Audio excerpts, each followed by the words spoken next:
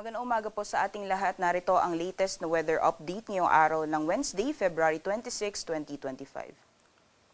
Sa kasalukuyan po ay wala naman tayong binabantayan na low pressure area o bagyo sa loob at labas ng ating Philippine Area of Responsibility, bagamat asahan pa rin po natin ang mga pag-ulan sa malaking bahagi po ng ating bansa dulot po ng mga weather systems na patuloy pong nakakaapekto sa ating kapuluan.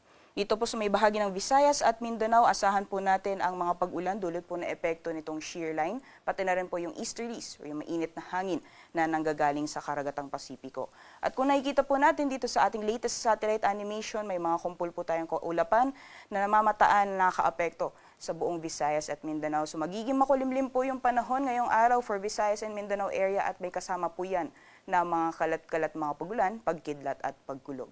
Sa may bahagi naman po ng Luzon, patuloy pa rin ang epekto ng northeast monsoon o hanging amihan at itong amihan naman po ay magdudulot din ng mga light to moderate naman na mga pag-ulan, mostly dito sa may eastern sections ng Luzon area.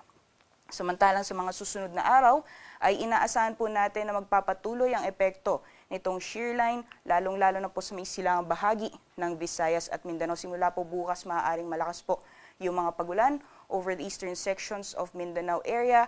At pagdating naman po ng weekend, unti-unti pong aangat ang axis nitong shear line at magdudulot din na mga pag-ulan sa darating po na Sabado sa may bahagi naman ng Bicol region, pati na rin po sa may eastern Visayas. So maaaring maranasan po sa mga panahon na yan ang moderate to at times heavy na mga pag-ulan dulot po na epekto nitong shear line. So magiging lagay naman po ng panahon ngayong araw dito po sa Luzon, dulot po ng patuloy na pag-iral ng hanging amihan, mararanasan po ang mga light to moderate na mga pag-ulan sa may bahagi po ng Cagayan Valley, pati na rin po sa Cordillera Administrative Region, dito po sa Aurora, pati na rin sa Quezon. Samantalang sa nalalabing bahagi naman po ng Luzon ay patuloy pong mararanasan ang bahagyang maulap hanggang sa maulap na kalangitan. Kung may mga pag-ulan man ay panandalian lamang po ito na may hina mga pag-ulan o mga pag-ambon. Diyan po si Ilocos Region, for the rest of Central Luzon. Gayon din dito sa Metro Manila, Calabarzon, Mimaropa, pati na rin po sa Bicol Region. Temperature forecast naman po para sa mga piling syudad dito po sa Luzon. For Lawag po, maximum temperature sa abot ng 31 degrees Celsius. 28 degrees Celsius maximum temperatures mararanasan ngayong araw. Dito po sa Tugigaraw, Legazpi, gayon din sa Tagaytay. At dito po sa Baguio, agwat ng temperatura maglalaro ng 15 hanggang 22 degrees Celsius and 30 degrees Celsius maximum temperatures naman ngayong araw dito sa Metro Manila. So magiging lagay po ng panahon sa nalalawing bahagi naman ng ating bansa for Visayas at Mindanao, dulot po na patuloy na epekto ng easterlies, pati na rin po yung pag-epekto nitong shear line ay magiging maulan po o makulimlim ang panahon na may kasamang kalat-kalat mga pagulan sa buong Visayas and Mindanao area. Meanwhile, for Palawan naman po, partly cloudy to cloudy conditions po inaasahan natin at panandalian lamang po yung mga pag-ulan dulot po ng mga isolated na pag-ulan. Temperature forecast para sa mga piling syudad dito po sa Palawan, Kalayaan Islands at Puerto Princesa. Maximum temperatures ay maaaring umabot ng 31 or 32 degrees Celsius.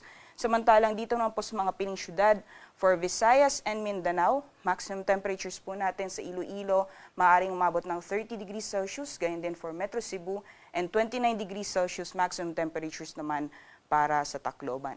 Samantalang dito po sa Zamboanga, agwat ng temperatura ay maglalaro mula 24 hanggang 33 degrees Celsius, 29 degrees Celsius maximum temperatures para sa Cagayan de Oro at para naman sa Metro Davao, ang maximum temperatures aabot ng 30 degrees Celsius ngayong araw. Para naman po sa kalagayan ng ating karagatan, inaasahan pa rin po natin ang maalon hanggang sa napakaalon na karagatan sa mga dagat baybayin po ng Catanduanes, gayon din sa northern and eastern Samar, dulot po yung epekto nitong hanging amihan. So inaasahan pa rin po natin ang maalon hanggang sa napakaalong karagatan, dyan po si areas na highlighted ng pula, kaya delikado pa rin pong pumalaot, especially yung mga kababayan po natin na may mga maliit na sakyang pandagat. Sunrise po natin ay 6:15 a.m., sunset naman ay 6:03 p.m. Para sa karagdagang impormasyon, bisitahin lamang po ang aming social media accounts, pati na rin po ang aming website, pag-asa.dust.gov.ph. At yan ang latest mula dito sa Pag-asa Weather Forecasting Center. Rhea Torres po, magandang umaga.